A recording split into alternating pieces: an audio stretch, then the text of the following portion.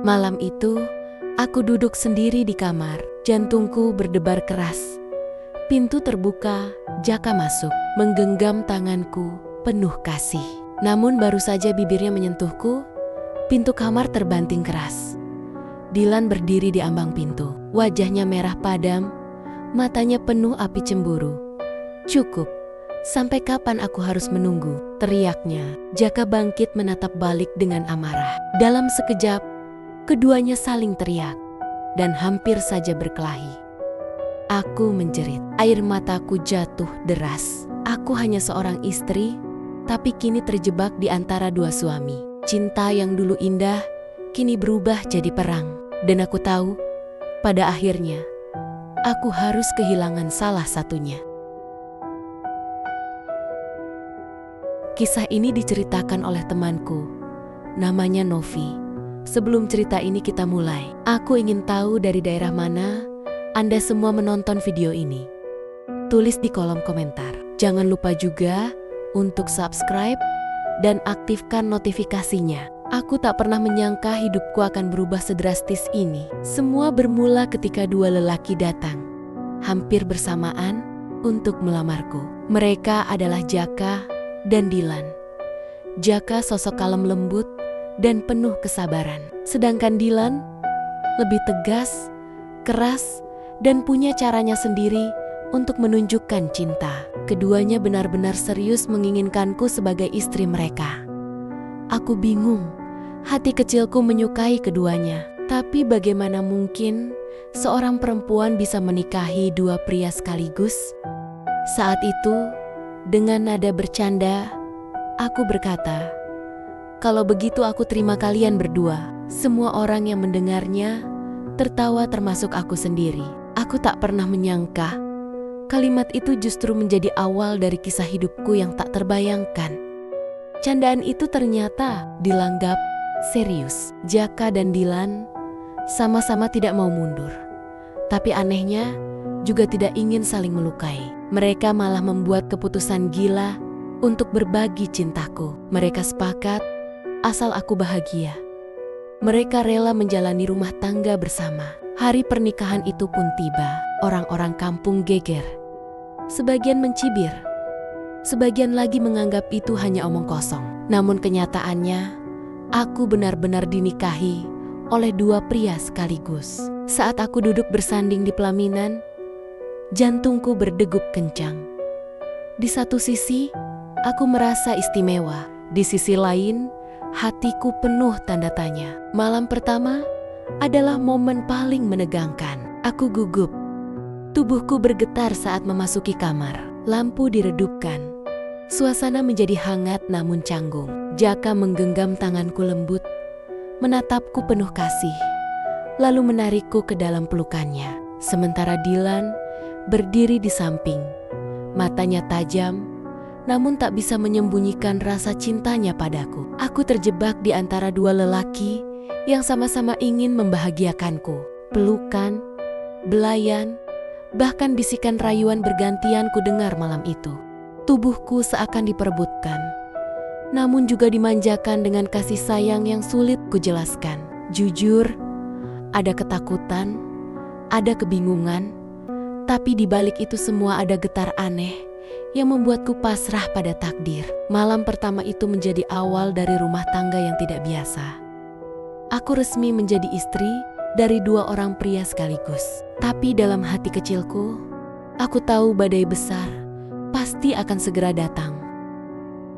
Hari-hari pertama setelah pernikahan itu terasa seperti mimpi aneh yang jadi nyata. Aku kini hidup bersama dua orang suami di bawah satu atap. Awalnya, aku pikir ini akan mustahil.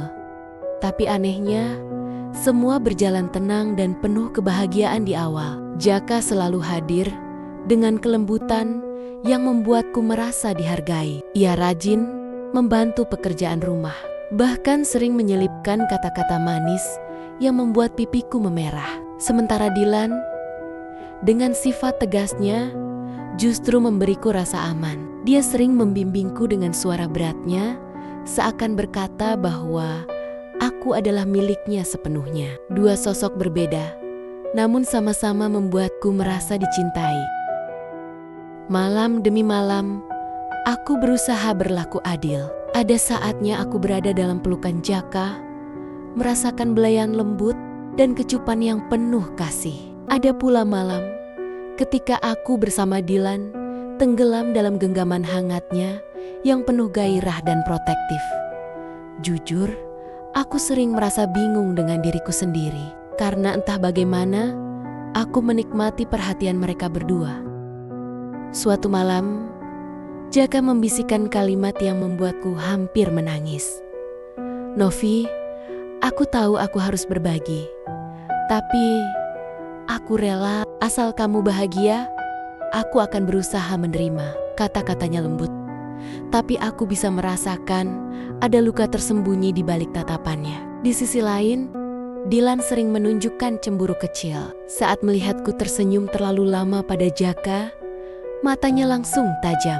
Pernah suatu kali ia memelukku erat di depan Jaka, seolah ingin menegaskan bahwa ia juga punya hak atas diriku. Aku mencoba menengahi tersenyum dan menenangkan mereka. Tapi jauh di lubuk hati, aku tahu benih kecemburuan sudah mulai tumbuh. Namun di awal-awal itu, aku masih bisa menutupi semuanya dengan kasih sayang. Di balik pintu kamar, kami masih bisa tertawa, saling membelai, dan mencumbu seakan dunia ini hanya milik kami bertiga. Aku merasa berada dalam surga yang aneh. Surga yang tak semua orang bisa mengerti. Tapi surga itu tak bertahan lama. Pada suatu malam, ketika aku sedang bersama Jaka, tiba-tiba Dilan masuk dengan wajah muram. Ia menatapku lalu menatap Jaka. "Sampai kapan aku harus menunggu?" Suaranya bergetar, udara seketika membeku. Aku kaget Jaka menunduk, dan aku hanya bisa terdiam. Malam yang seharusnya indah berubah jadi tegang. Aku mulai sadar ini hanyalah awal dari badai besar yang akan mengguncang rumah tanggaku. Hari-hari berikutnya tidak lagi sama. Rumah yang tadinya penuh canda dan kehangatan kini mulai dipenuhi rasa curiga dan cemburu. Aku merasa berada di tengah dua api yang siap membakar kapan saja. Jaka mulai berubah. Ia lebih sering murung menatap kosong, seakan pikirannya jauh melayang. Kadang saat aku mendekatinya dan mencoba memeluknya, hanya tersenyum tipis lalu berkata lirih, "Aku takut kehilanganmu. Bagaimana kalau suatu hari kamu memilih Dilan dan bukan aku?" Kata-kata itu membuat hatiku perih karena aku tahu ia benar-benar merasa tersisih. Di sisi lain, Dilan semakin protektif. Ia sering menuntut lebih banyak waktu dariku. Malam-malam bersamanya menjadi lebih panas, penuh gairah, tapi juga terasa seperti pelampiasan. Setelahnya ia selalu menggenggam tanganku erat dan berbisik, "Aku tak akan pernah membiarkanmu lebih mencintai Jaka dibanding aku." Kalimat itu seperti belati yang menusuk, karena aku tahu kecemburuannya semakin tak terkendali. Pertengkaran kecil mulai sering terjadi. Awalnya hanya adu kata tentang siapa yang lebih banyak mendapat perhatianku, tapi lama-lama suara mereka meninggi, membuat dadaku sesak. Aku menangis di sudut kamar berdoa agar semuanya kembali seperti semula. Namun, setiap malam atau di siang hari mereka selalu bertengkar. Keduanya tetap menuntut haknya. Aku merasa tubuhku diperebutkan seperti hadiah yang mereka bagi secara paksa. Kadang aku pasrah. Kadang aku justru merasa terjebak di antara dua cinta yang sama-sama mengikatku. Puncaknya terjadi pada suatu malam, aku sedang berada di kamar bersama Jaka. Ia membelai rambutku, menatapku dengan mata yang penuh rindu, lalu perlahan mencium bibirku. Saat suasana semakin larut dalam kelembutan, tiba-tiba pintu kamar terbuka keras. Dilan berdiri di ambang pintu dengan wajah merah padam. "Cukup," teriaknya dengan suara bergetar. Aku dan Jaka terlonjak kaget. Dilan melangkah cepat menarik tanganku, sementara Jaka berusaha menahan. Dalam sekejap, keduanya hampir berkelahi di depanku. Aku menjerit, berusaha memisahkan mereka. Air mataku bercucuran. Malam itu, aku benar-benar merasa hancur. Aku hanya seorang perempuan yang ingin dicintai. Tapi kini, cintaku menjadi sumber perang. Di tengah kekacauan itu, aku menemukan sesuatu yang membuat dadaku semakin sesak. Sebuah surat kecil terselip di bawah bantal. Surat dari Jaka yang berisi niatnya untuk membawaku kabur meninggalkan Dilan tanpa sepengetahuan siapapun. Tanganku bergetar membaca kalimat terakhirnya. Novi, ikutlah denganku. Aku tak sanggup lagi berbagi. Aku ingin kamu sepenuhnya hanya untukku. Malam itu aku sadar, badai ini akan semakin besar dan aku tak tahu harus berpihak pada siapa. Aku sudah tak sanggup lagi. Malam-malam yang harusnya penuh kasih sayang, kini berubah menjadi neraka. Jaka dan Dilan terus saja bertengkar, dan aku terjebak di tengah-tengah mereka. Hatiku lelah, tubuhku pun semakin rapuh. Aku merasa seperti boneka yang hanya diperebutkan tanpa pernah benar-benar dimengerti. Surat dari Jaka yang kutemukan beberapa waktu lalu membuat hatiku bimbang. Ia ingin membawaku pergi, hidup berdua saja tanpa bayangan Dilan. Tapi bagaimana dengan Dilan? Bukankah dia juga suamiku? Lelaki yang pernah membuatku merasa dicintai dengan caranya sendiri. Malam itu, setelah mereka berdua kembali ribut, hanya karena aku tersenyum pada salah satunya, aku memutuskan kabur. Diam-diam, aku memberanikan diri. Kutunggu hingga rumah benar-benar hening. Napas mereka terdengar dari kamar masing-masing. Dengan langkah pelan, aku mengambil tas kecil yang sudah kusiapkan jauh-jauh hari. Aku keluar dari rumah, menyelinap di kegelapan malam, berjalan tanpa menoleh ke belakang. Jalan desa begitu sepi, hanya suara jangkrik menemani. Air mataku jatuh tanpa henti. Aku menuju rumah orang tuaku, berharap di sana aku bisa merasa aman. Dan ketika akhirnya aku tiba, ibuku kaget melihatku datang tengah malam dengan wajah kusut. Aku hanya bisa memeluknya erat sambil menangis terseduh-seduh. Aku datang untuk menjemput istriku, kata Jaka dengan suara penuh tekad. Dia juga istriku. Aku tak akan membiarkannya, balas Dilan dengan tatapan membara. Aku berdiri di antara mereka, air mataku tak terbendung. Aku berteriak, cukup. Aku lelah. Aku hanya mau pulang. Kalau kalian berhenti bertengkar, kalau kalian bisa menerima aku tanpa lagi saling cemburu. Gosip di kampung mulai berhembus kencang. Orang-orang berbisik setiap kali aku lewat. Ada yang menatap penuh hinaan. Ada pula yang terang-terangan berkata, itu perempuan yang menikah dengan 2 suami. Malu-maluin keluarga. Aku menunduk setiap kali mendengarnya, merasa semakin terkoyak. Malam-malam kami bukan lagi penuh cinta, melainkan penuh kecanggungan dan rasa bersalah. Hidupku terasa seperti berada di tepi jurang. Ya, dan aku tahu salah satu dari mereka pasti akan menyerah. Gosip di kampung semakin liar. Setiap langkahku selalu jadi bahan bisik-bisik. Ada yang mencibir terang-terangan, ada yang menatap dengan penuh hinaan. Aku hanya bisa menunduk menahan perih di dada. Jaka dan Dilan juga mulai goyah. Awalnya mereka berjanji berhenti cemburu, tapi kenyataan tak semudah itu. Jaka sering pulang larut dengan wajah murung. Dilan semakin jarang tersenyum. Tatapannya selalu penuh amarah yang dipendam. Rumah tangga yang dulu terasa hangat, kini semakin dingin. Malam-malam kami pun berubah. Tidak lagi ada tawa, tidak lagi ada belayan yang tulus. Saat salah satunya memelukku, aku bisa merasakan jarak di hatinya. Cinta yang dulu membuatku merasa istimewa, kini hanya menyisakan luka.